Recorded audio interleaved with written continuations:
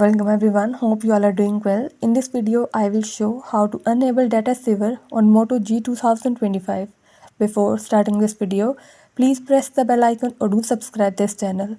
Let's start our video without wasting any time.